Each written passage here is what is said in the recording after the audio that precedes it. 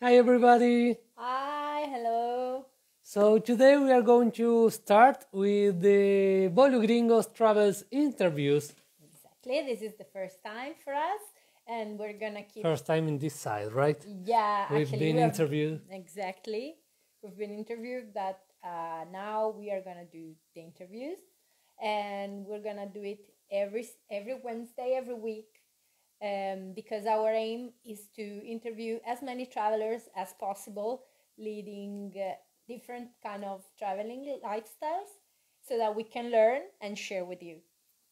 So for our first interview, we choose a really special family. They are really inspiring. And okay, the life that they have is amazing. Yeah, they actually live on a sailing boat. It's called Monsoon. And actually, it's a family of four: mom, dad, and two kids. So we are really excited about that. We are really curious on how they lead their daily lives, because with kids it's difficult. Like, it's normally difficult. I cannot even imagine on a boat, but it's really interesting. For those that doesn't know us, we met on a ship, a big ship, a cruise ship. Yeah, cruise ship. But Ali loves the sea, and one of our goals is to someday to have our own ship with a restaurant traveling the world in that way.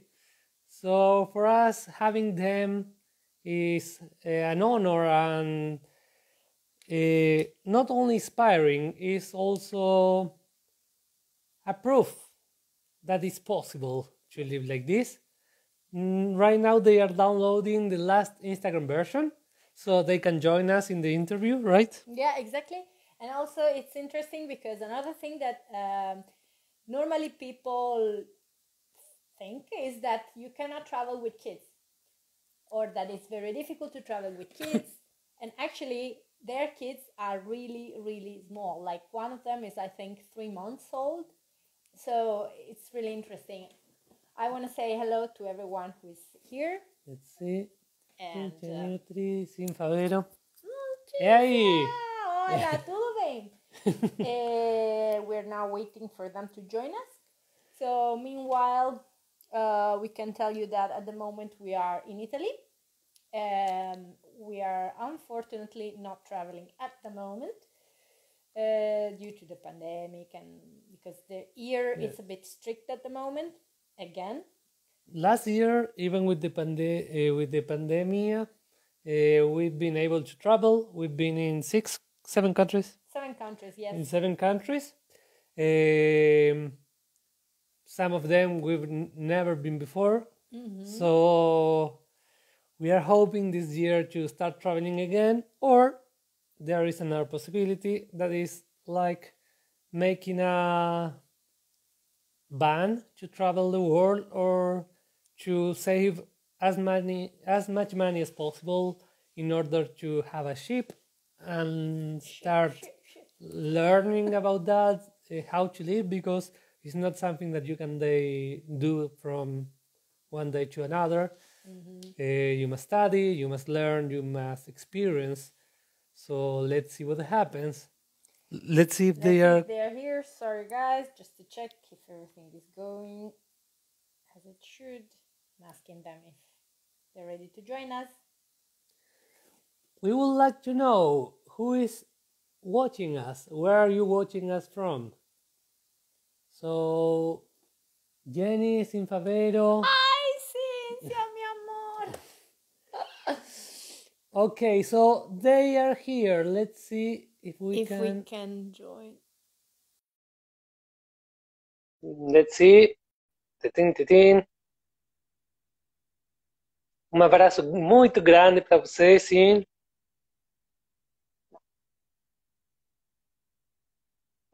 Okay, we already invite them. We are Okay, that's it. I'm moving everything. Hey. Hey! That's good. Finally, this is the nice stuff about live. Okay, cool. Can you hear? Okay. I can. Can you hear us? Yay! Perfectly. We are really happy. We're really excited. We are really, really excited. So, Sorry about that. Yeah, we're not happy to have the latest It's version. perfect. That doesn't really matter. We didn't know either, so yeah. Cool. So actually, we want to let you speak. First of all, if you want to introduce yourself to us and explain a little bit who you are, where you're from. All right. So I'm Travis. I'm Yeen. And we have a son, Rowan. And a little 8-week-old daughter named Everin. And we live on a sailboat called Monsoon. It's a 32-foot Fuji ketch made in 1976. Wow. Okay. Can you guys see? Yes, perfectly. I see. Yeah, okay. That's a screen. Okay. Sorry. Yeah, and right now we're in a place called Tenecatita, Mexico. Wow. And we're trying to figure out what in the world we're going to do next. Yeah, so we started sailing from San Francisco. Okay. And yeah, Trent is originally from Ohio, and I'm originally from Malaysia, but we met in San Francisco. Yeah, and then we got married and started sailing. Yeah. Wow. And what's your kids' nationality? Because we always speak about that. Yeah. So our little ginger stir fries, they're half Malaysian and half American. And one is also Mexican. And yeah, we gave birth to Everin in Puerto Vallarta. So she's officially a Mexican resident. Yeah. So it was the first citizenship that she had. She's very lucky. Yeah. Oh my god. I wish I could. Not a lot of people have that opportunity to have kind of dual nationalities and all that. So, hey, Rowan. Thanks, buddy. No, maybe he wants to be part of the interview. That's why. So please, if you want, if you're come say hi, buddy. No, yeah, that's fine. Yeah. I mean, can you handle a 3.5-year-old? Yeah. Come on, come say hi. Look, guys, we used to work with kids. Come on. I was organizing camps for 150 kids under 5 years old. So that sounds amazing. Rowan, come over here. You want to show them your giraffe? You got to come over here. This is going to be okay. Yeah, I have another question about the kids first. So you are basically talking to him in English, but are you also teaching him Malaysian language? I don't know. That's what we aspire to. I don't know if it's going that well right now, but yeah, if possible, we want to. Yeah, we're trying to teach him Malay. I think first we're trying to teach him English, and Spanish second, okay, French third. Malaysian, yeah. Malay is not a very widely spoken language, so I guess that's a low priority. It'd be nice if he knows it. Yeah. The problem with Spanish is that the Spanish from Mexican Spanish is not from Spain, the same that in Spain, and the same that in Argentina.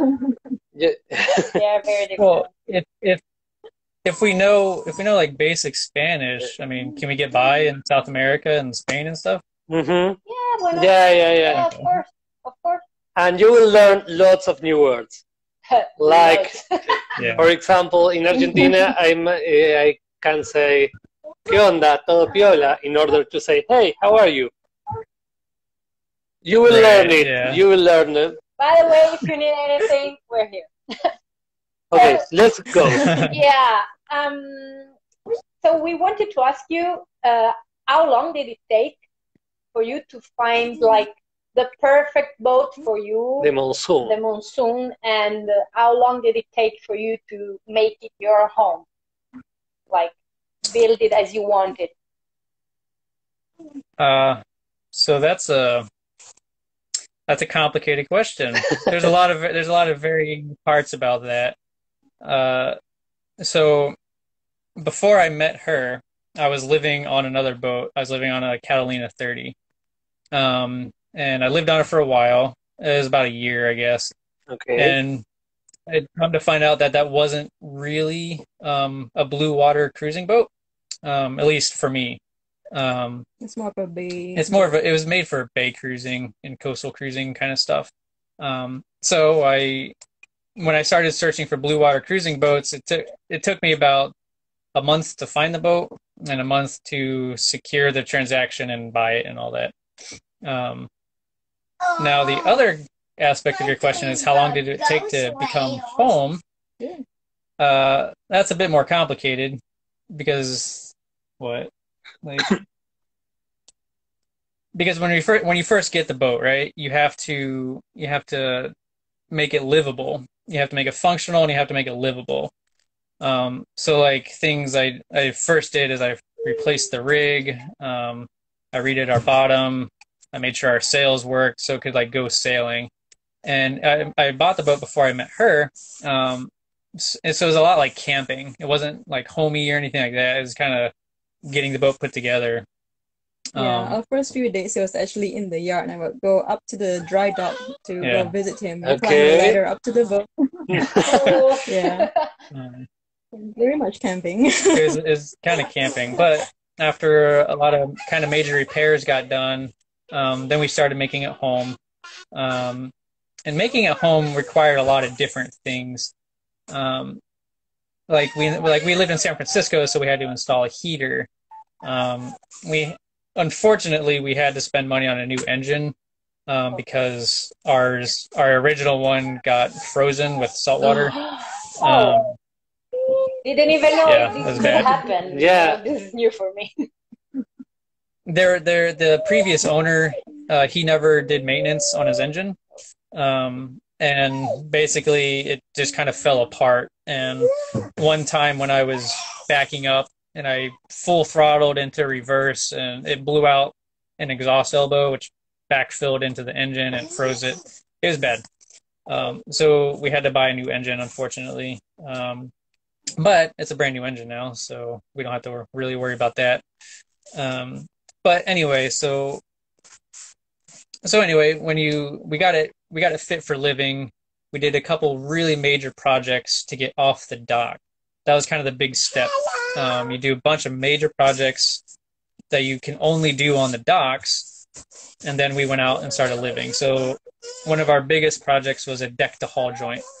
Okay. And I don't know if you guys know what that is, but I don't know. Basically, your boat is put into two. I don't know if you can hold the phone or show them. So basically, your boat is put together like this. Yeah. Right. You got the top and the bottom, and it's put together with bolts and rivets and stuff like that. And half of our rivets were gone. Half of our deck to hull joint didn't exist. So we had to do a huge project fixing all of that, and you can't do that while you're at anchor. So we fixed that. Because basically your boat is like a sandwich coming apart. Okay. Completely understandable. You need a little swords to. I see. So, and the other thing was we wanted to be sustainable, right? So we installed a battery system and we installed solar panels and all that, so we don't have to be at dock to get electricity. We just make our own. So once the heater was installed, once the deck to hull joint was done, and once the battery power and all that was figured out, then we were finally able to get off the dock and start living at anchor like we wanted to. Now, after that, you start getting ready to go cruise. And you start realizing all the things that you need to go cruising, which isn't a lot of stuff, but there are some things that you have to do to get ready to go cruising. And you buy the things and you buy the stuff as a new cruiser. And then once you live on your boat for a few years and you cruise for a few years, you realize all the stuff you didn't really need. And then you realize the stuff that you really do need. It's like the backpack. So you start downsizing. And so you start downsizing. You start getting rid of a lot of things that you don't, excessive things that you don't need. Systems that are too complicated. Like one of our big ones was our toilet. Sorry, but No, it's I mean, one of our big, it's part of It's better to know before. yeah. I mean, a lot of this stuff is for us. We're very much minimalists. So we try and do as minimal systems as possible, minimum maintenance as possible. That way you can fix everything yourself, and you know exactly where everything's at on the boat. One of the big things was the toilet. It's like you have a holding tank that holds all of your waste. Okay. It's just sitting there underneath your bed, and like 8 out of 10 boats in the world that cruise have holding tanks, but we opted out of it because we don't want a big tank of sloshing waste underneath our bed. So we got rid of our holding tank, and we go into a composting toilet. Cool. Another thing we did was through holes. All the valves in our boat to get seawater in, like for engine. We tried to downsize as many as we possibly could because it's a hole in your boat. I'm sorry. It's a hole in your boat, right? Like you want to get rid of as many as you possibly can. And we realized that people have a lot of through holes in their boats. And back when we were in a dry dock up in Penasco, up in Mexico, the northern part of Mexico, we were kind of playing a game to see how many we could get rid of. And we counted people's through holes in their other boats, and people had like 25, like 19, 25 through holes in their boats. Like, we have 6. Oh, wow. Big difference. That it's resizing. And we know people that have less than us. So seriously. Yeah. But anyway, so yeah, it's like as you go on, as you progress through your life as a cruiser, and making your boat livable and cruisable, you find out the things you need, you find out the things you don't need. So to answer your original question, it's a multi-layered process. It's a multi-layered process. It never ends. And it doesn't really ever end. About that, you just keep refining. I have 2 questions. Sorry. One is so like all this time that you needed to do all this work, were you able to stay in the same place? I mean, how does it work with the visa? Could you stay? The visa? Yeah. Sorry if I ask, but for me it's always a problem when I go somewhere. 3 months here, 3 months there. If it's for tourism, if it's for work, it depends. So it's always an issue for me. Right. Well, so visa stuff and work, as far as working on the boat, Mexico is actually one of the easiest spots to have a visa. Cool. It is for Americans. At least for Americans. No, it's I'm quite not sure about other quite easy. Yeah, I have lots of Argentinian friends living there, and it's basically you get a 6-month visa, and you can do pretty much border runs. Just go up and get it stamped and renewed. So we've gotten real lucky. We've been able to get like almost all of our boat work done in Mexico. Cool. and the States before we came down. So now when it gets, and see, that's the thing is you prep your boat. So you can do the maintenance yourself. So you can do all the repairs yourself. You can fix all the systems yourself. And that way, when you do get to places that you're only allowed to be there for like 3 months at a time, hopefully you've outfitted your boat to the point where nothing's really going to break. And if it does break, you can fix it and fix it in a timely manner. So at least that's the hope, the aim. All right. I want to ask a fast question. Like, for both of you, do you think that you are able to do this maintenance by yourself without the other one? Do you feel prepared? I think you're more of the boat maintenance. I pretty much do all the maintenance myself. Ah, okay. Okay, well, she's doing the mother now. It's a lot of work.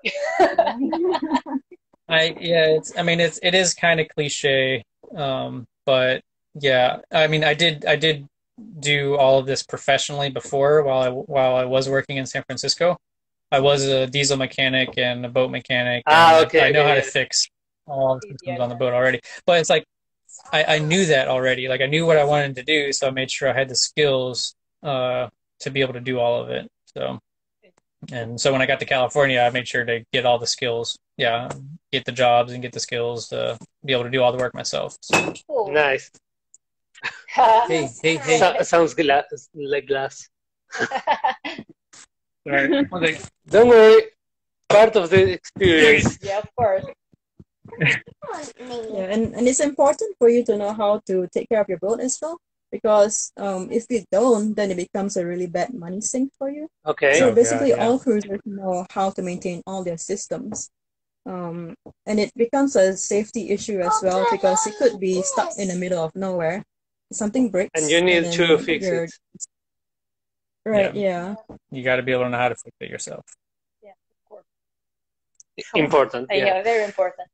So, okay, sorry, I have many questions. We want to know everything. So, ask away, yeah, it is. Yeah, like we wanted to know the pandemic, how it has affected your plans in general. Because COVID? Yeah, I mean, if it has, somehow like I don't know, stop you from doing stuff, because I see. For example, I don't know, could you dock everywhere you wanted to? Was it possible? I don't know. I'm asking because I don't know. Yeah, it's definitely affected the cruising community and us. So we're in Mexico, and one of the big things that you do in Mexico, from Mexico, is you cross the Pacific and you go to French Polynesia. And what are all the islands in between French Polynesia and New Zealand and Australia and Southeast Asia and all that. Hello! Oh my God! How cute! I love them. He's found the goggles. He's down the goggles. Qué lindo. You say hi? Let me see your tongue. All right. He looks like a really happy kid. That's really important. Yeah, he's happy right this second. He's also had a lot of cookies. He's also had a lot of cookies. That's important as well. Kikarino. All right. Oh, sorry. We get lost with kids. Yeah. So a lot of people have delayed crossing the Pacific because so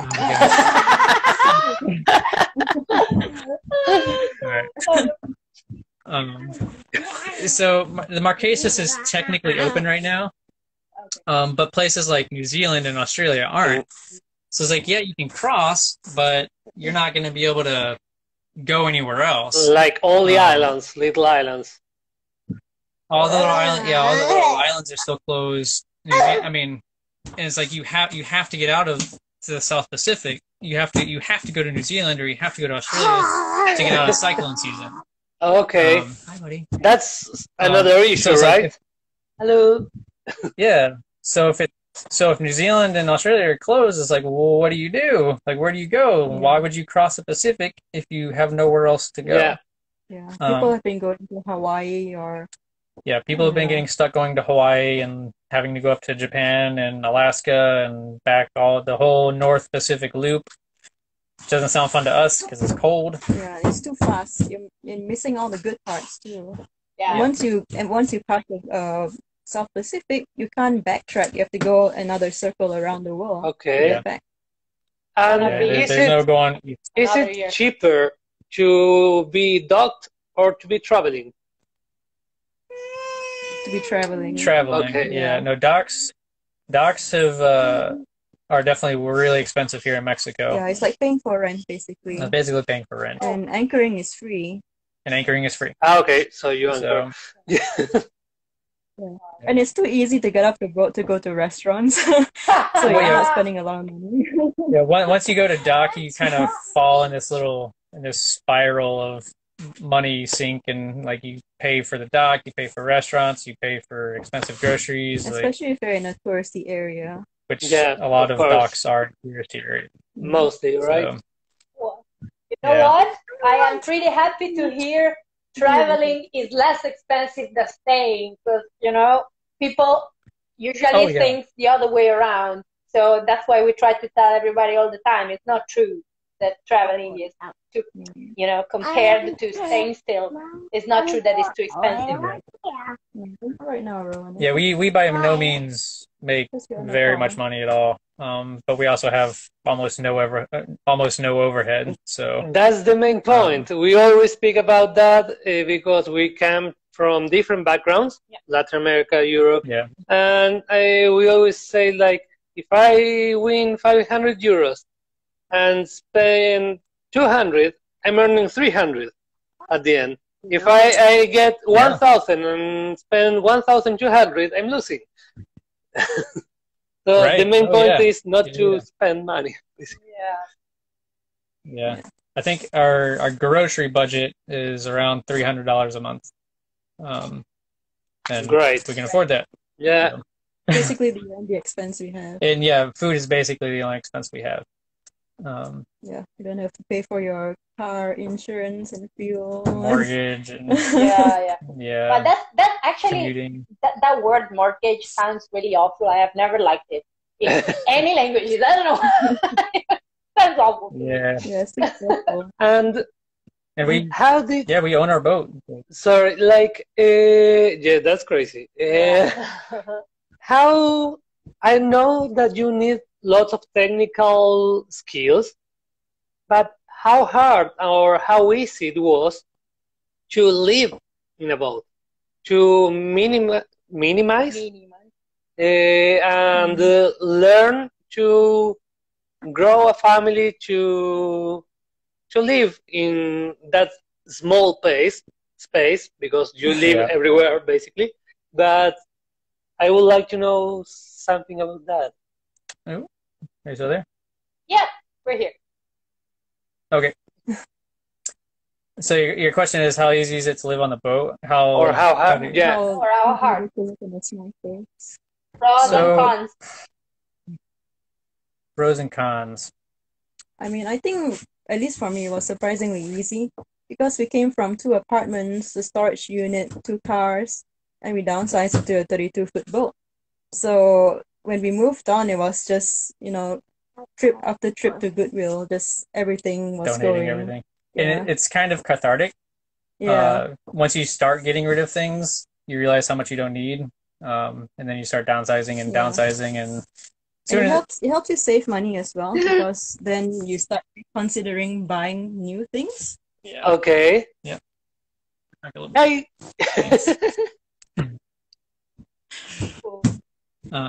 Actually, it happened to us also, something similar, but backpacking. First time I decided to bring my how do we call it, like the hair dryer with me to Africa, to a 5-month African trip. Yeah, and it was like, I think you're not realizing where we're going. But you understand on the way that you don't need everything. Okay, I feel you. And how about growing a family in the ship? How is it? I mean, kids, it's,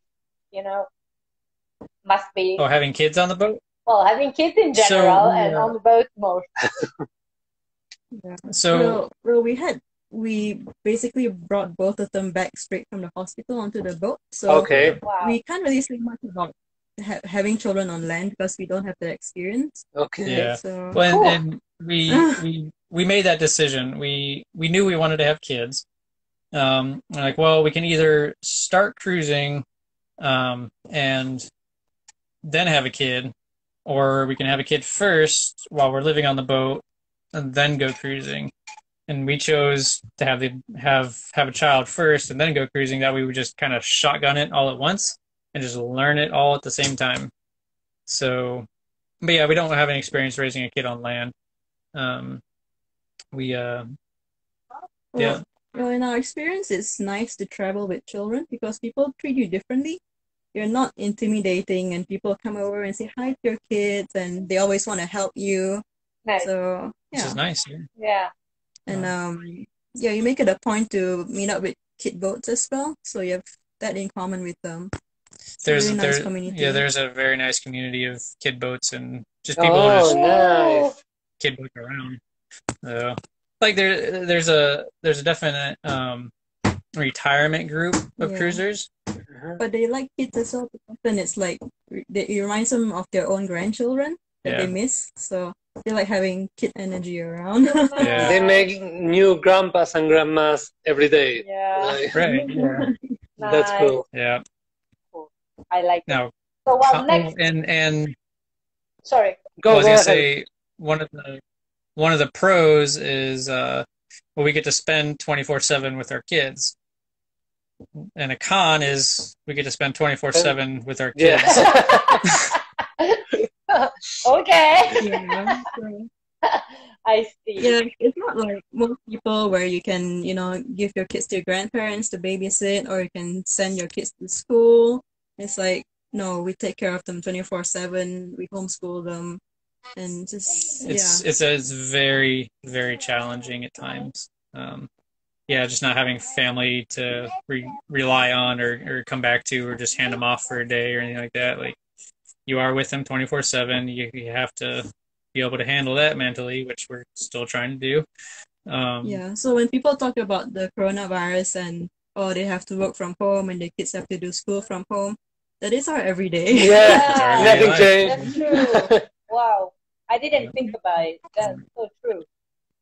Wow, cool. Okay, next question is, when can we come with you? They're so excited about that. I mean, the more you speak, the more I'm like, yeah, I want to go now.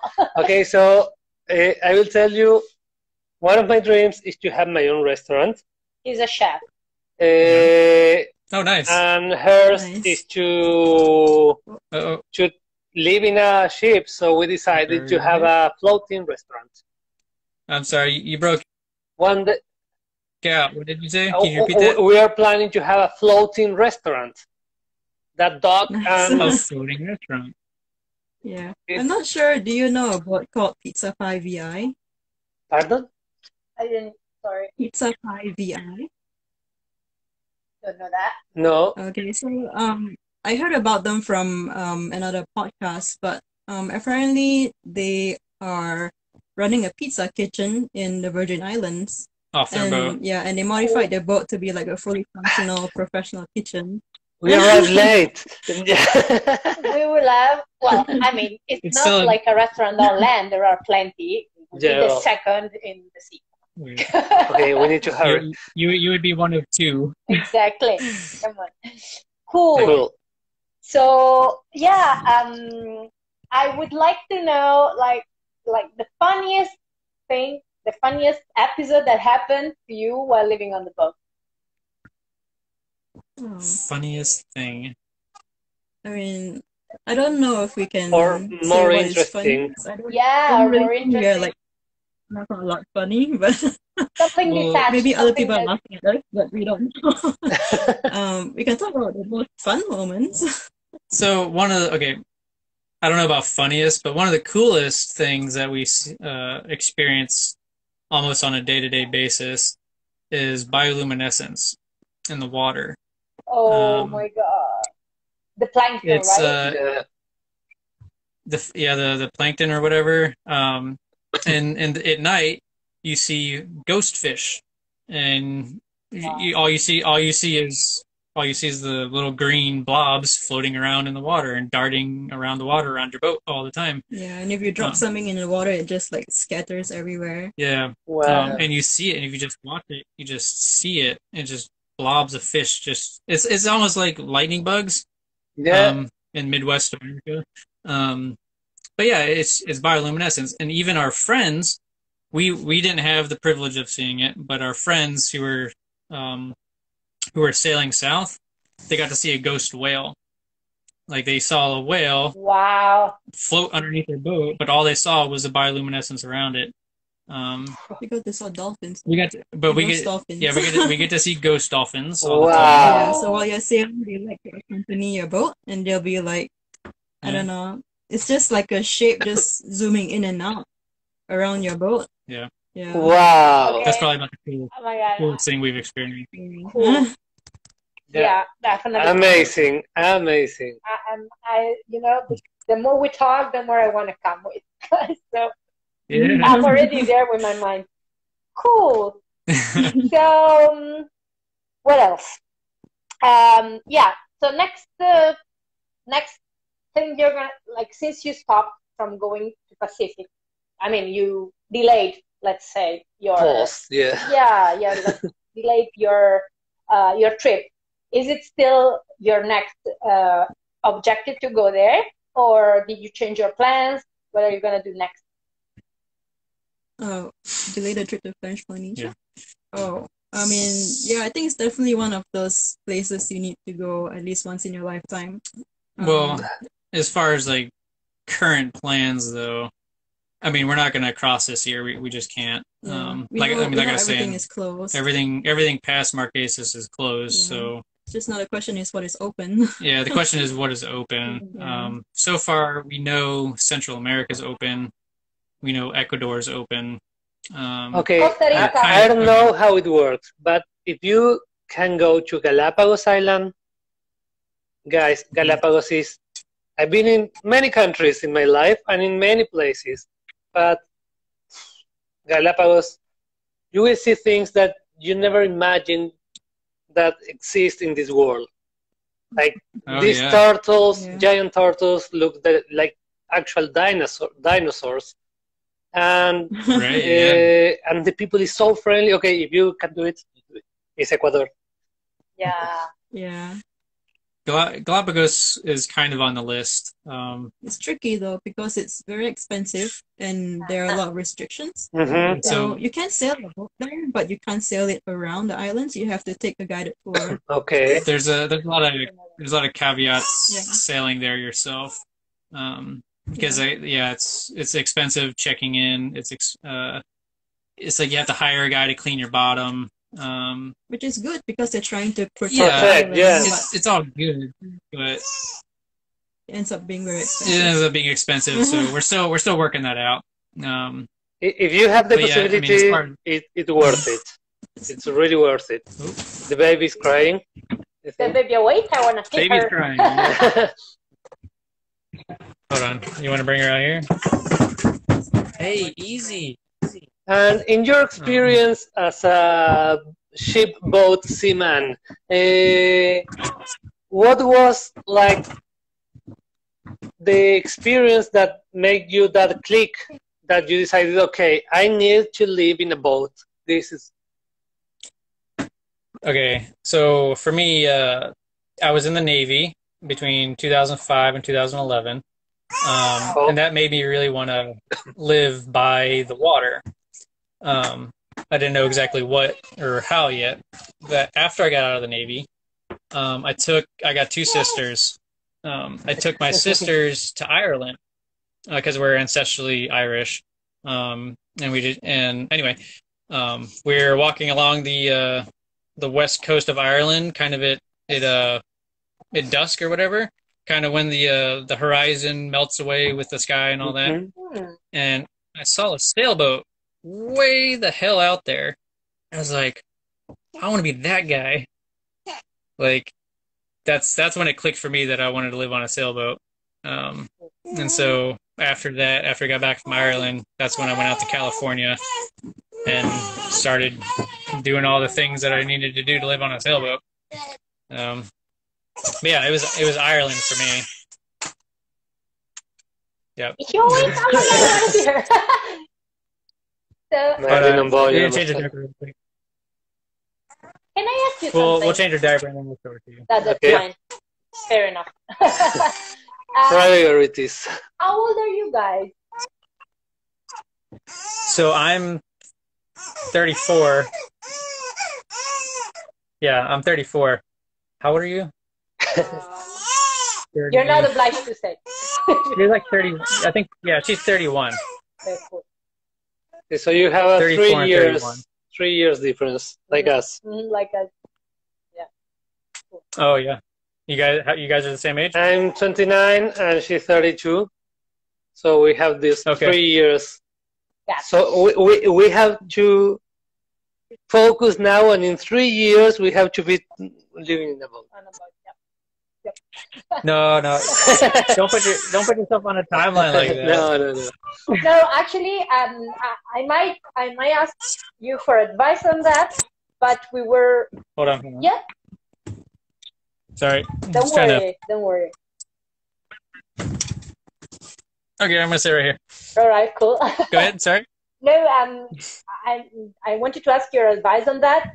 The only experience that we have on ship is actually on cruise ship, and we were, you know, like entertainers on ship. So we, apart from the no technical experience, we don't have technical skills. So we wanted to do like a volunteering with someone who already lives on a sailboat in order to first learn something, like, and then. Do you think it's maybe both are important, but do you think it's more important to have the experience or helping people, or to study for that? I think you should try it at least so you can see what the reality is of cruising and see it. Yeah, experience goes a long way. You can study it, but until you put it into practice, helpless. You wouldn't know if you actually like it. Yeah. Yeah, you got to get experience. Yeah, because there are a lot of sacrifices as well when you live as a cruiser. Like, you know, you have to haul water in your dinghy with jugs, and you have to, you know, put your trash all in the dinghy and row it to shore, do laundry by hand. There's a lot of day-to-day stuff. Yeah, really mundane things that become more prominent once you live this life. It's a much slower life as well. It's nice in that way. Yeah, really got to be able to wrap your mind around like slowing down a lot. Yeah. But still, you choose it every day. So, I mean, it means it's rewarding at the end of the day. Oh no, I said that even if it's like difficult, or there are some things that maybe you were not used to, it's worth it, you know, because it's rewarding at the end of the day. I mean, yeah. The rewards of this, it's completely worth it. You get to see things that people don't even get to see when they're on like package tours. Yeah. Yeah. Great. Okay. Yeah, when I was on Coronados, it's crazy there because the wildlife, there's so many of them. There was a super pod of dolphins that would visit us every day at the anchorage, and one day I just jumped in and just went for a swim with them. Oh my god! And it's just yeah. I mean, we're talking like a super pod, like hundreds and hundreds of dolphins with their baby dolphins. With their baby dolphins swimming around. I mean, people don't get people can't pay for these experiences. Yeah, I mean, they actually do pay. It's really nice. Like, yeah, but it's still not the same. No. Oh, it's freezing. Froze. Tranqui. Guys, we lost you. Yeah. Okay. Now we can hear you again. Hold on, connection is bad. Can you hear now? Okay. Yes. Hey. Yeah, you know, also the connection froze because of the dolphin experience. So, okay, let me say you something. That girl that put the emojis with the heart is her sister, and she's basically studying for two things: changing the world, starting with the sea, and winning a Nobel Prize because she changed the world by the sea. She's studying marine biology, and like, you know, she has always known what she wanted to be. When she was 8 years old, she said, "I want to work with dolphins." So cool. Oh wow! Okay. Yeah. That's awesome. So your tale probably like amazed her. Just dream. Yeah. One more thing, like, sorry. I was gonna say one more thing about the dolphins. There's 2 dolphins here at this anchorage, and they take our anchor chain and they play with the boat and move our boat around. Yeah, it's not like Yeah, it's not anything like malevolent. It's totally benign, but like they'll just take it and they'll just walk the boat around the anchorage. Not like they won't pick up our anchor or anything like that, but they'll just anyway.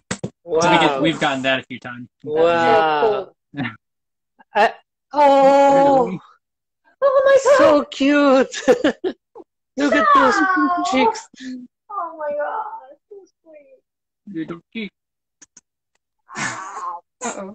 Oh, no, okay. Sorry. It's no paparazzis, no paparazzis. For that. You're right. Cool. And I wanted to know something because that depends on the country, but you're basically at sea. What happened with the school degrees and everything for your kids? Do you know how it's going to be? I mean, you said you're doing homeschooling, right? For him, like you will. Yeah. But about the exams, or if he wants to take some degree. Let's say that in 15 years, 15 years, he wants to go to university. They need school, or how does it work? Because I don't know, in Argentina it depends on the person, basically. Yeah, for the US it depends on the state as well. Okay. So you got to report that you want to homeschool your children. Different states have different requirements. Yeah, and there's all kinds of curriculums you can do. You could just purchase or use the same curriculum as they do in public school, or you could just customize your own. Wow. And you can have them take standardized tests if they want to go into college too. So it's not a problem. It's not an issue at all, homeschooling. Nice. And getting a high school diploma and all that. You just kind of have to navigate it yourself versus just kind of handing them off into a public school system. Right. So you're fully responsible for your own kids' education. I mean, it's nice, but it's also tiring, I guess. It's definitely a new dimension to cruising. I mean, there's lots of opportunities for them to learn, like, going to different countries, learning about the culture, learning about languages, being immersed in the language. Realizing that there's other people out there that live in the world. I mean, just being able to instill empathy in our kids is a huge thing by traveling. So as far as school goes, well, all the kids that I met, traveling kids that I met in my life, they are really smart, open-minded, with big hearts. So I think it's the correct path. And I'm actually happy. I'm actually happy that I will show this interview to every person that I know, because in Italy the mentality about these things is really, really close. Like, oh no, my God, you want to have kids, you have to stay in one place. With the grandmother. With the grandmother must be there, or they are going, I don't know, to starve. Yeah. Guys, you are like the example for all this community that these things can be done. So thank you very much. Right. Yeah. I mean, there are people that spend like tens of thousands of dollars to... Tens of thousands. I think you keep talking. No. Okay, yeah, there are people that spend tens of thousands of dollars to send their kids to semester, and basically our life is semester. Yeah. So, sure. Yeah. Cool. Yeah. I mean, we're not going to sugarcoat it. I mean, it is hard. Yeah. Like, it is much, much harder doing this all by yourself. I mean, you got to make it into an opportunity. You have to make it into an opportunity. Cool. Yeah. True. And I think, I'm quite strict with myself in that, and also with people surrounding me. Like, we always need to improve as a person, to look inside, and what we teach is what we are. So it's also like some kind of obligation to improve yourself, to grow yourself, in order to give the best education for them. Right, yeah. We would agree, yeah. And they get to socialize. Well, when kids are in school, they only socialize with kids the same age and usually the same gender as them. But here, because you're surrounded by families, so your kids will be interacting with people of different ages, genders, nationalities, professions, so social status. One thing we always hear is boat kids, they'll be able to have conversations with adults. Like a 9-year-old will be able to have like a adult conversation with another adult, like, and they'll be able to play with a 3-year-old or a 2-year-old. You know, they have a diverse range of social skills. Wow. Yeah, actually, that kind of life is school. You know. Yeah. School life. It's not too bad. Okay. That's tough. Yeah, I mean, sorry. We can ask you 1,000 questions more, but too much then. We'll ask in private anyway. Thank you very much. It's a big honor for us to have you. You are incredibly inspiring. Thank you very much. Really, thank you. Thank you for your time. It was really nice. Yeah, it was really nice to meet you guys, and thank you for the interview. Like we've never been interviewed before. We've never had anybody take an interest in our lives before, so that's pretty cool. Great. Well, thank you, really. Thank you for both of you and for both of them that are waiting to be sons and daughter again. Oh my gosh. Thank you very much, really. We really appreciate it. All right. Goodbye. Congratulations. Thank you, guys. Bye. Thank you. We'll talk to you later.